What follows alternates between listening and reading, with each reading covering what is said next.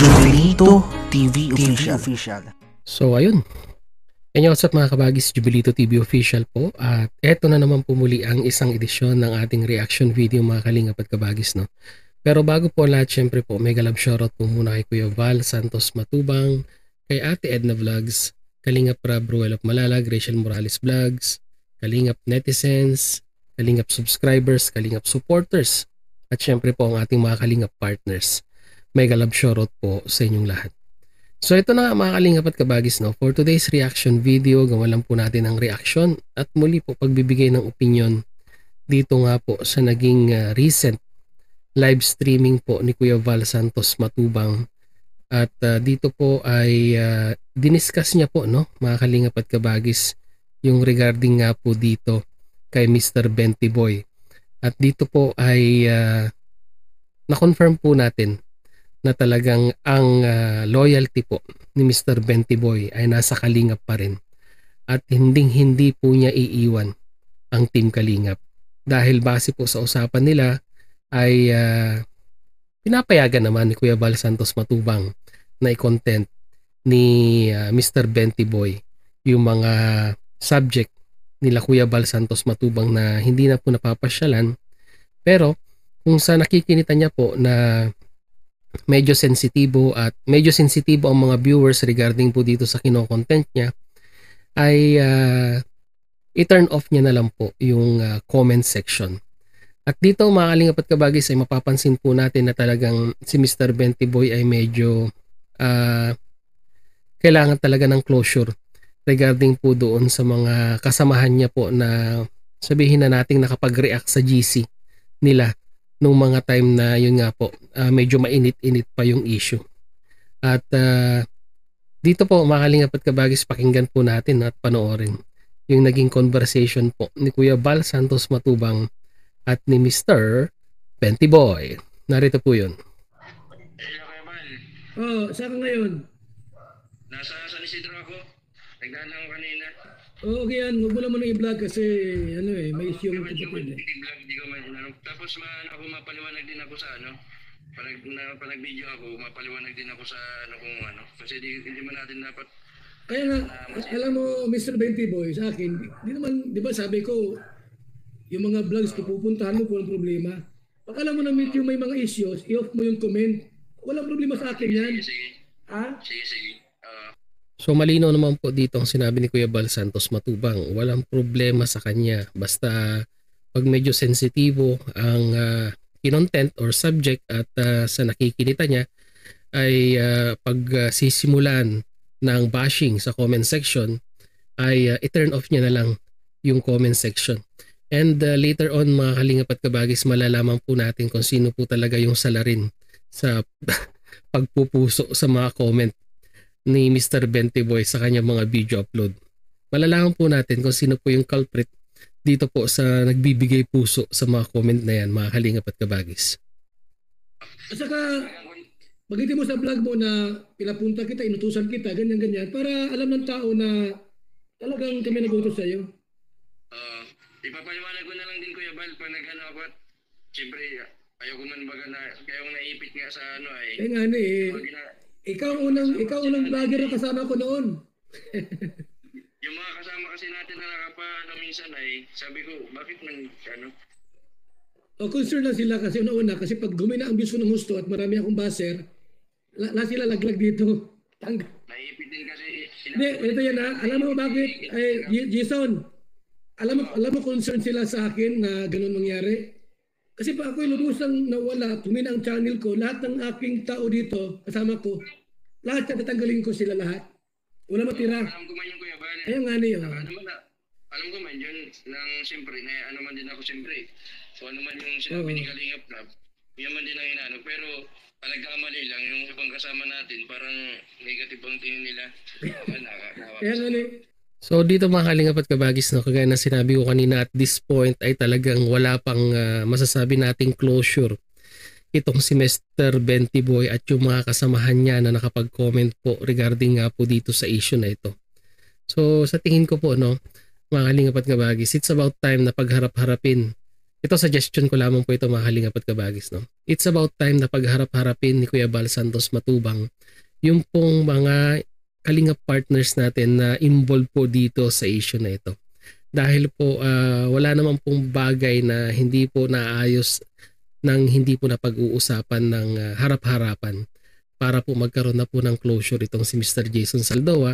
At dito na rin po sa mga kasamahan nilang kalingap partners na nakapag-comment po ng medyo sabihin na nating hindi po nagustuhan ni Mr. Jason.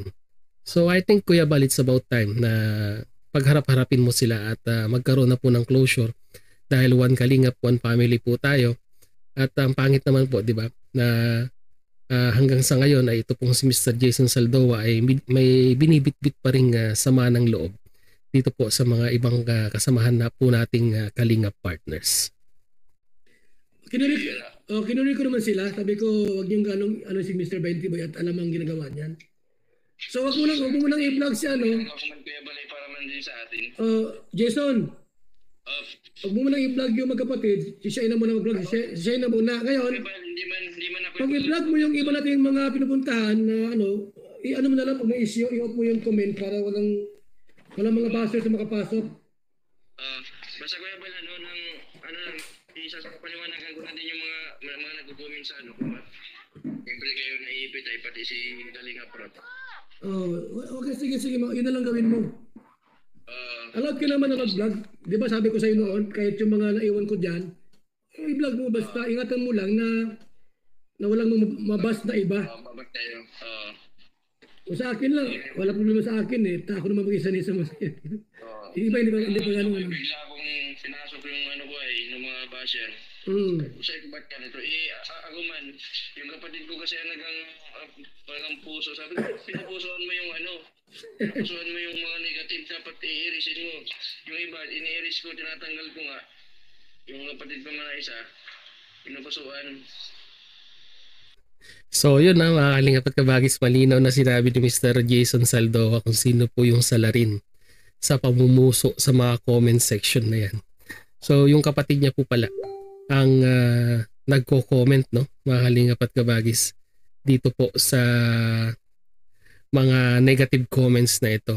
So dito po mga kalingap at kabagis, mabibigyan po natin ng emphasis yung importance po ng pagkakaroon po ng admin or sabihin na natin pinagkakatiwala ang mga moderator sa ating comment section pag tayo po ay nagpre-premiere dahil sila po yung nakakaalam ng mga or nakakabasa, unang responder ika nga sa yung comment section pag nakikita po nilang may mali sa mga comment. So sa part naman ni Jason, no, mga kalingap at kabagis, no, kung mapanood mo tong reaction video natin, it's about time na kumuha ka na ng sabihin na nating administrator or tagapag-alaga ng yung channel dahil malaki na ang number of subscribers mo at hindi na biro yan. Almost 500,000 na, going to 500,000 na ang yung subscribers, at habang lumalaki ang ating channel ay dapat po mas lalo po nating pangangalagaan ang ating channel dahil hindi na po biro yung revenue pumapasok po dyan.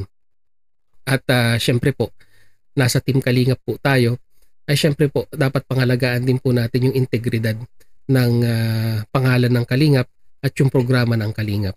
Yun lang naman po ang masasabi ko dito mga Kalingap at kabagis, no.